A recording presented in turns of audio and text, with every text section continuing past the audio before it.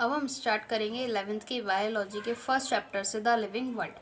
The living world, इसमें हम क्या पढ़ेंगे? The rich diversity, rich in diversity. जो हमारा लिविंग वर्ल्ड है वो काफ़ी वैरायटी में रिच है।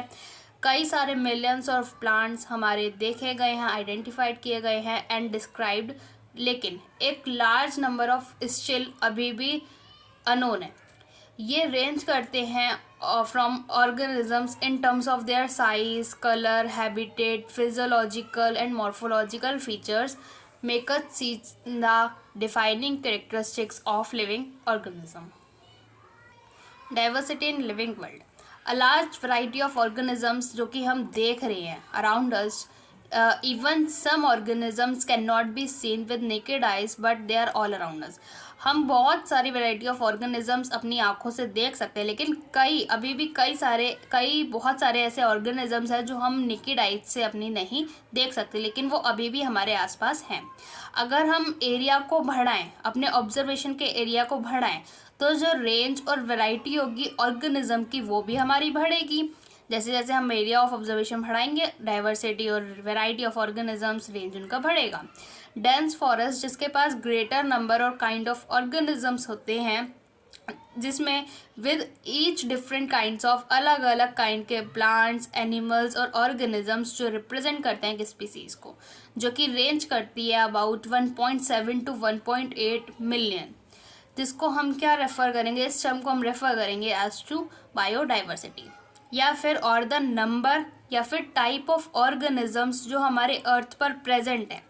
एज वी एक्सप्लोर, जैसे जैसे हम एक्सप्लोर करेंगे नए एरिया को या फिर ओल्ड वंस को, तो हमारे जो न्यू ऑर्गेनिजम्स हैं वो कंटिन्यूसली आइडेंटिफाइड किए जाएंगे। हमें पता है कि जो हमारा प्लांट्स और एनिमल्स हमारे ओन लोकल एरिया, हमारे खुद के एरिया में हैं, वो कुछ लोकल नेम से जाने जाते हैं, और यही नेम वैरी करता है जगह से जगह पे, even with in a country, या फिर एक कंट्री में भी वेरी करता है name.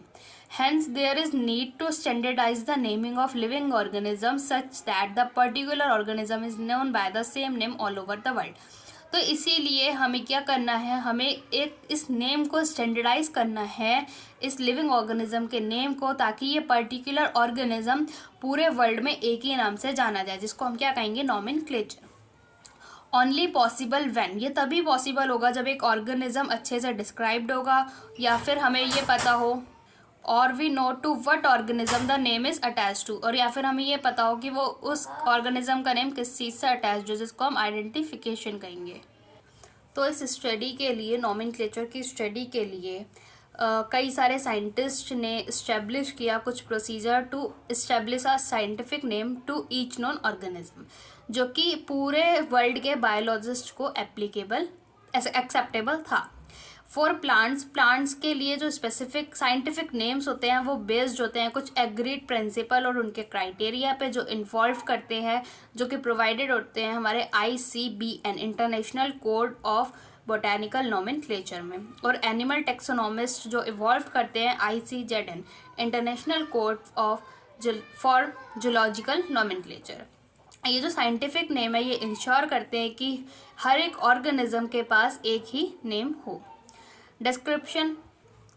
Description of any organism, किसी भी ऑर्गेनिज्म का डिस्क्रिप्शन ये इनेबल करता है पीपल को in any part of the world, किसी भी वर्ल्ड के किसी भी पार्ट में, मतलब ये इनेबल करेगा कि वो उसका एक सेम नेम हो, वो एक सेम नेम पर अराइव करें।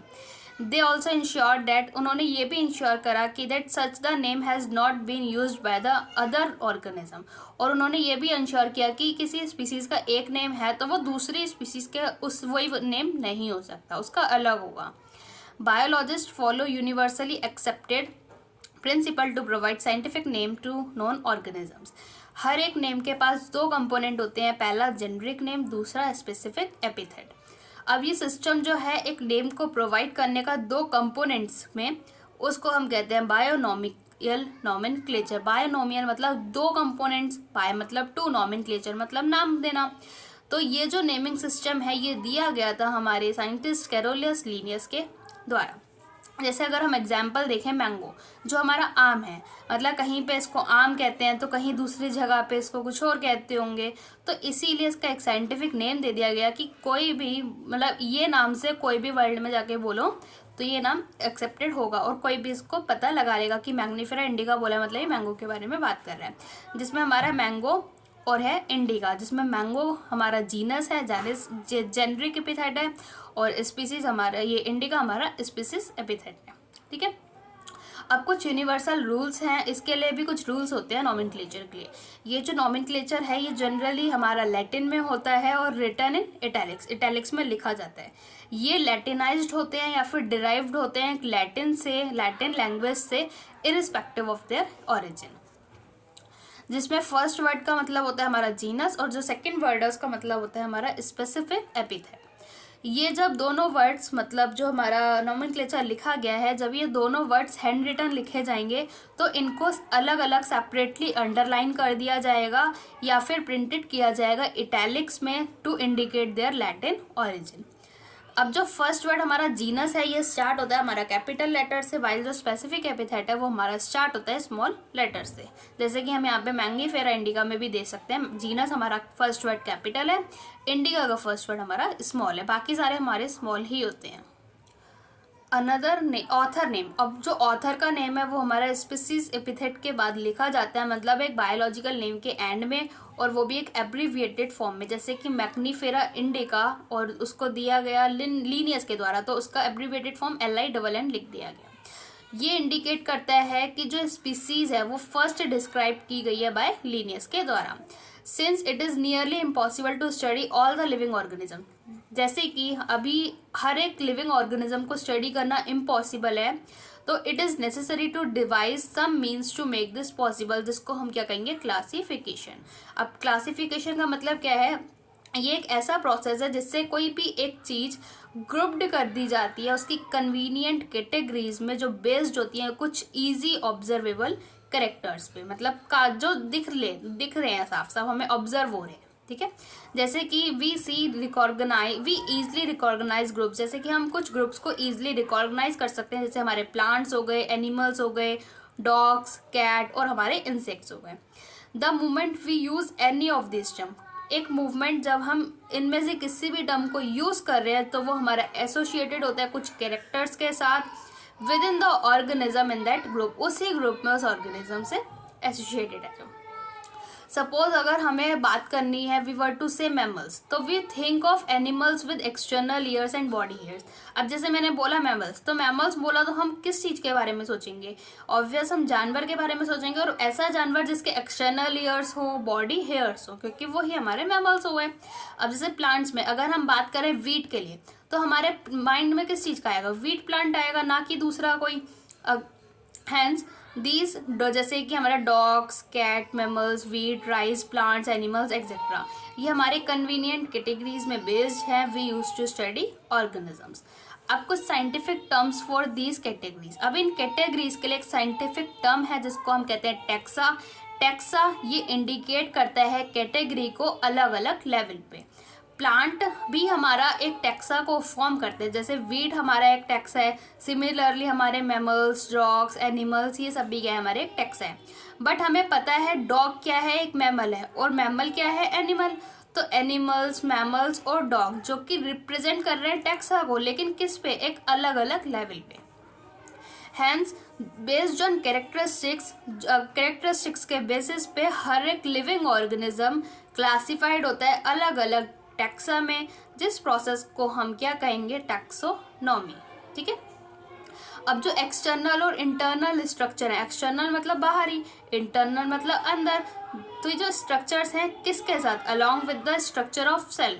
तो development, process and the ecological information of an organisms, ये भी हमारे कुछ इसेंशियल होते हैं और फॉर्म करते हैं basis of modern day taxonomic studies.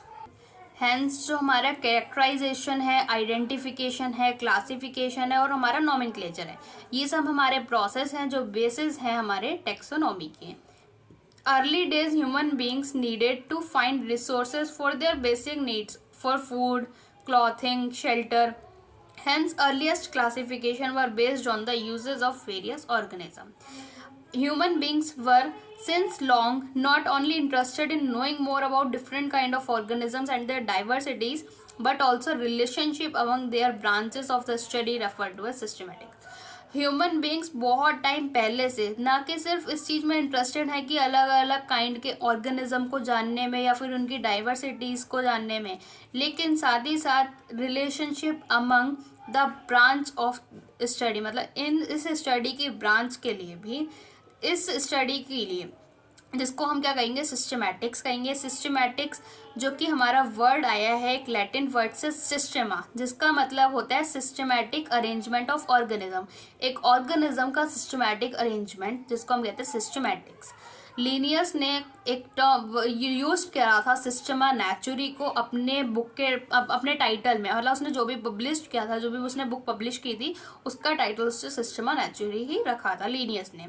अब scope of systematics were later enlarged to include, अब धीरे धीरे मतलब कुछ टाइम बाद जो स्कोप है सिस्टमैटिक का वो बड़ा कर दिया गया, जिसमें क्या क्या आता है हमारा identification, nomenclature, classification, systematics taken into evolutionary relationship between organisms. और जो हमारी सिस्टमैटिक्स है उसमें क्या क्या आया हमारा, जैसे कि इवोल्यूशनरी रिलेशनशिप्स ऑर्गेनिजम्स के बीच में, जिसको हम किस चीज़ पे बेस्ड करते हैं, जिसको हम क्या कहते हैं, इवोल्यूशनरी रिलेशनशिप को हम फाइलोजेनी भी कहते हैं। अब जैसे हम यहाँ से देख सकते हैं टैक्सोनॉमी में हमारा क्या आता है, डिस्क्रिप्शन, आइडेंटिफिकेशन, नॉमेनक्लेचर और क्लासिफिकेशन, और सिस्टमैटिक्स में हमारा इसके साथ साथ हमारी फाइलोजेनी भी आती है सिस्टमैटिक्स में, लेकिन टैक्सोनॉमी में वो नहीं होती है।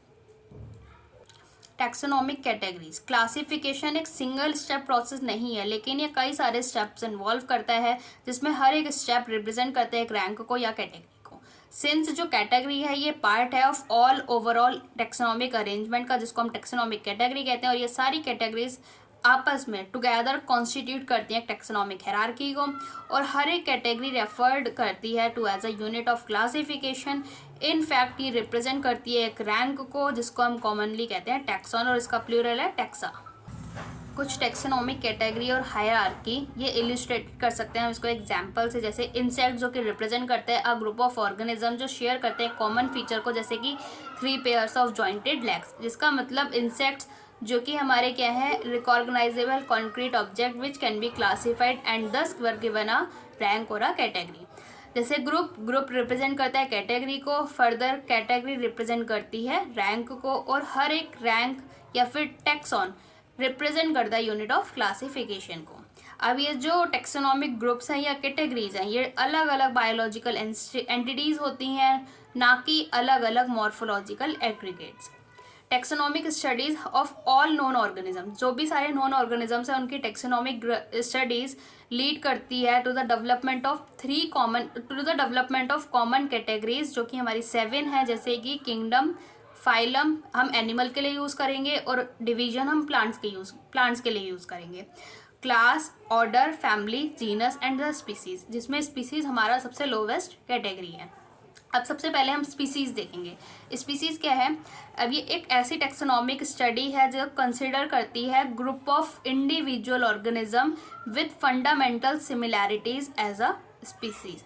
तो if to distinguish one species from the other closely related species, हमें एक स्पीसीज को एक दूसरी क्लोजली रिलेटेड स्पीसीज के साथ अगर डिस्टिंगाइज करना है, डिफ्रेंशिएट करना है, तो बेस ये होती है, कुछ बेस्ड होती हैं अलग अलग मॉर्फोलॉजिकल डिफरेंसेस में। जैसे कि देखें मैग्नीफेरा इंडिका, सोलैनम ट्यूब्रोसम जो कि पोटैटो के लिए यूज़ करते हैं, पैंथेरा लियो जो कि लायन के लिए यूज़ करते हैं। इसमें जो तीनों हमारी इंडिका है, ट्यूब्रोसम है और जो लियो है, ये हमारे रिप्रेजेंट करती हैं स्पेसिफिक एपिथेट को, लेकिन जो फर्स्ट वर्ड है मैग्नीफेरा, सोलैनम और हमारा पैंथेरा, ये हमारे रिप्रेजेंट करते हैं एक जेंडर को, जो कि एक दूसरा हायर लेवल ऑफ टैक्सॉन या फिर कैटेगरी है। अब हर एक जीनस एक या एक से ज़्यादा स्पेसिफिक एपिथेट को रिप्रेजेंट कर सकते हैं डिफरेंट ऑर्गेनिज्म का, जिसके पास अलग अलग जिसके पास मॉर्फोलॉजिकल सिमिलैरिटीज़, जिसके पास मॉर्फोलॉजिकल सिमिलैरिटीज़ होती हैं, मतलब एक जैसी सिमिलैरिटीज़ होती हैं, दिखने में एक जैसे होते हैं। जैसे एग्जांपल हम देखें पैंथेरा, इसके पास एक दूसरा स्पेसिफिक एपिथेट भी है जिसको पैंथेरा टाइग्रिस कहेंगे। जैसे सोलैनम, सोलैनम के पास दूसरा स्पीसीज भी है, जैसे सोलैनम निग्रम या सोलैनम मेलेगोना। ह्यूमन बींग्स के पास जैसे ह्यूमन बींग्स हम देखें तो ह्यूमन बींग्स में होमो सैपियंस, होमो जिसमें जीनस है, सैपियंस मतलब स्पीसीज है हमारा। जीनस, जीनस क्या है? ग्रुप ऑफ रिलेटेड स्पीसीज, मतलब जो रिलेटेड एक जैसी स्पीसीज है उनके ग्रुप को हम कहेंगे जीनस, जो कि जिनके पास काफ़ी मतलब मोर कॉमन कैरेक्टरिस्टिक्स होती है स्पीसीज के कंपेयर में, ठीक है, या फिर दूसरे जेनरा के कंपेयर में हम कह सकते हैं। जेनरा जो कि एग्रीगेटेड होते हैं ऑफ क्लोजली रिलेटेड स्पीसीज, ठीक है। जैसे एग्जांपल पोटैटो और जो ब्रिंजल, ये दो डिफरेंट स्पीसीज हैं लेकिन एक सेम जीनस से बिलोंग कर रहे हैं, सोलैनम, ठीक। जैसे लायन, लायन में Panthera leo, leopard Panthera pardus, Tigris Panthera Tigris, ठीक है, टाइगर के लिए पैंथेरा टाइग्रिस। इनके पास कॉमन फीचर्स होते हैं, are all species of the genus Panthera. जैसे इसमें जीनस क्या है? सेम है, लेकिन स्पीसीज क्या हो गई? अलग अलग हो गई, ठीक है। This genus differ from another genus, ये जो जीनस है ये दूसरे जीनस से डिफर होता है फेलिस से, जो इंक्लूड करती हैं कैट्स, मतलब फेलिस में हमारी कैट्स आएंगी। अब आता है तीसरा हमारा फैमिली। फैमिली क्या है? हम कई सारे जेनरा को मिला देंगे तो उसके ग्रुप को हम फैमिली बोल देंगे। इसमें कम सिमिलैरिटीज होती हैं as compared to genus and the species. ये जो कैरेक्टराइजेशन है इसका ये होता है हमारा बेसिस ऑफ बोथ वेजिटेटिव और रिप्रोडक्टिव फीचर्स पे एक प्लांट स्पीसीज के। अब 3 डिफरेंट जेनरा, प्लांट्स का 3 डिफरेंट अलग अलग जेनरा देखें हम तो सोलैनम, पेट्यूनिया और धतूरा, जो कि प्लेस्ड होते हैं हमारी एक सेम फैमिली के अंदर, सोलानेसी के अंदर। एनिमल्स में हम देखें तो हमारा जीनस पैंथेरा जो कंप्राइज कर रहा है लायन को, टाइगर को और लेपर्ड को, लेकिन put along with the genus Felis, जो कि रखा किसके साथ गया है? फेलिस के साथ, जिसमें कैट आती है, जो कि कौन सी फैमिली में रखा जाएगा? फेलिडेई में।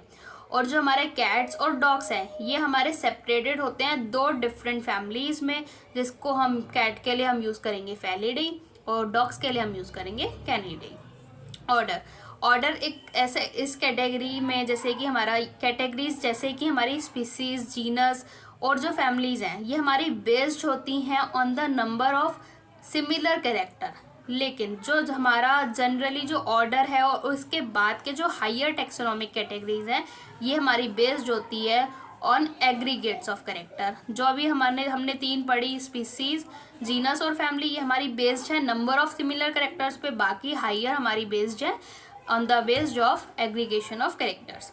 अब ऑर्डर क्या है? हम कई सारी फैमिलीज को असेंबल कर दें तो उनको हम ऑर्डर कह देंगे, जो एग्जिबिट कर रही है कुछ सिमिलर कैरेक्टर्स को। अब ये सिमिलर कैरेक्टर्स नंबर में कम होते हैं as compared to different genera जो एक फैमिली के अंदर इंक्लूडेड है। प्लांट फैमिलीज जैसे कि कॉन्वोलेंसी, सोलनेसी, जो इंक्लूडेड होती हैं एक सेम ऑर्डर के अंदर, पॉलीमोनियल्स के अंदर, जो कि मेनली बेस्ड होता है फ्लोरल कैरेक्टर्स पे। अब जो हमारा एनिमल है उसका ऑर्डर कार्निवोरा, जो इंक्लूड कर रहा है फैमिलीज जैसे कि हमारे फेलिडेई और कैनिडेई। क्लास, क्लास क्या इंक्लूड करता है? हम कई सारे ऑर्डर को मिला दे तो वो हमारा क्लास बन जाएगा। इट इंक्लूड्स रिलेटेड ऑर्डर्स, जैसे कि हमारा एग्जांपल है ऑर्डर प्रीमेटा, जो कंप्राइज कर रहा है मंकी, गोरिल्ला को, गिब्बन्स को, जो प्लेस्ड होते हैं हमारी क्लास मेमेलिया में, अलॉन्ग विद द ऑर्डर, कौन से ऑर्डर के साथ? कार्निवोरा के साथ, जो इंक्लूड करता है एनिमल्स को जैसे कि टाइगर, कैट और डॉग। अब जो हमारा क्लास मेमेलिया है उसमें और भी दूसरे ऑर्डर्स आते हैं। अब आता है फाइलम या डिवीजन। फाइलम हम टर्म यूज़ करेंगे हमारे एनिमल्स के लिए, और डिवीजन हम टर्म्स यूज़ करेंगे हमारे प्लांट्स के लिए। क्लास जो कंप्राइज कर रहा है कुछ एनिमल्स जैसे कि फिशेज, एम्फीबियंस, रेप्टाइल्स, बर्ड्स, किसके साथ? अलोंग विद मैमल्स, जो कंस्टिट्यूट कर रहे हैं एक नेक्स्ट हायर कैटेगरी को, जिसको हम फाइलम कहेंगे। ये सारे बेस्ड होते हैं कॉमन फीचर्स पे, जैसे कि presence of notochord and dorso hollow neural system, जो कि इंक्लूडेड होते हैं हमारे फाइलम कॉर्डेटा में। अगर इन केस ऑफ प्लांट्स हम देखें तो classes with few similar characters ये असाइंड होती हैं एक हायर कैटेगरी क्लास को, जिसको हम डिवीजन कहेंगे। किंगडम, सारे एनिमल्स बिलोंग करते हैं कई सारे वेरियस फाइला में जो असाइंड होते हैं हायर कैटेगरी में, जिसको हम किंगडम एनिमेलिया कहेंगे। अब जैसे अगर हम किंगडम प्लांटी की बात करें तो इसमें कुछ अलग अलग, लेकिन सारे प्लांट्स कंप्राइज होते हैं दूसरे मतलब अलग अलग डिविजन्स के। अब जैसे अगर हम यहाँ पे देखें एक फ्लो चार्ट से, तो सबसे हाईएस्ट कैटेगरी होती है हमारी किंगडम, लोएस्ट कैटेगरी होती है हमारी स्पीसीज। तो species, genus, family, order, class, phylum और डिवीजन, और हमारा किंगडम। तो जैसे जैसे हम स्पीसीज से हम किंगडम लोवेस्ट कैटेगरी से हाईएस्ट कैटेगरी की तरफ जाएंगे, मतलब हम असेंडिंग ऑर्डर अगर हम फॉलो करेंगे, छोटे से बड़ा हम फॉलो करेंगे असेंडिंग ऑर्डर, तो हमारे जो कॉमन कैरेक्टरिस्टिक्स है वो हमारी कम होती जाएंगी, सबसे ज़्यादा इसमें, फिर उससे कम इसमें, फिर उससे कम इसमें, हमारी डिक्रीज करती जाएंगी क्या, कॉमन कैरेक्टरिस्टिक्स। और जितना ज़्यादा लोअर टैक्सा होगा उतनी ज़्यादा कैरेक्टरिस्टिक्स ज़्यादा होंगी, मतलब ये लोअर टैक्स है तो इसकी कैरेक्टरिस्टिक्स उतनी ज़्यादा होंगी। अब ये बहुत इंपॉर्टेंट लाइन है, higher the category greater is the difficulty of determining the relationship to other taxa at the same level. जितनी ज़्यादा वो हायर कैटेगरी होगी उतनी ज़्यादा डिफ़िकल्टी होगी दूसरे टैक्सा से एक सेम लेवल पे उसकी रिलेशनशिप निकालने में, मतलब उसको रिलेट करने में। हैंस जो प्रॉब्लम है क्लासिफिकेशन का वो काफ़ी कॉम्प्लेक्स हो जाता है। तो प्लीज़ आप अपना फ़ोन रोटेट कर लीजिए अब इस फ्लो चार्ट को समझने के लिए। जैसे कि हम यहाँ पे देखते हैं कुछ कॉमन नेम्स, उसके बायोलॉजिकल नेम्स, उसका genus, family, order, class and this phylum और डिवीजन। ठीक है, जैसे अगर हम बात करें मैन की, तो मैन का बायोलॉजिकल नेम हुआ होमो सैपियंस, जिसमें होमो हुआ हमारा जीनस, सैपियंस हुआ हमारा स्पीसीज। इसका फैमिली आएगा हमारा होमोनिडई, और हमारा ऑर्डर आएगा प्रीमेटा, क्लास हमारा मैमेलिया, और फाइलम या डिवीजन हमारा आएगा कॉर्डेटा। हम हाउस फ्लाई की बात करें तो इसका साइंटिफिक नेम है या बायोलॉजिकल नेम है मस्का डोमेस्टिका। मस्का जो है हमारा वो जीनस है, डोमेस्टिका हमारा स्पीसीज है।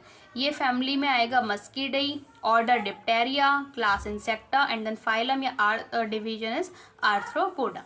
मैंगो की हम बात करें तो मैंगो का है मैग्नीफेरा इंडिका, जिसमें मैग्नीफेरा है हमारा जीनस, इंडिका है हमारा स्पीसीज, जो कि फैमिली में आएगा Anacardiaceae, order Sapindales, class dicotyledons and phylum is angiosperm, वो डिवीजन इज एंजियोस्पर्म। वीट की हम बात करें तो इसका बायोलॉजिकल नेम है ट्रिटिकम एस्टिवम। ट्रिटिकम हमारा जीनस है, एस्टिवम हमारा स्पीसीज है, जिसका फैमिली हमारा पोएसी है, ऑर्डर पोएल्स है, क्लास मोनोकॉटिलिडनस है एंड फाइलम या डिवीजन हमारा एंजियोस्पर्म्स है। तो ये हमारे कुछ ऑर्गेनिजम्स हैं उनके टैक्सोनॉमिक कैटेगरीज के साथ।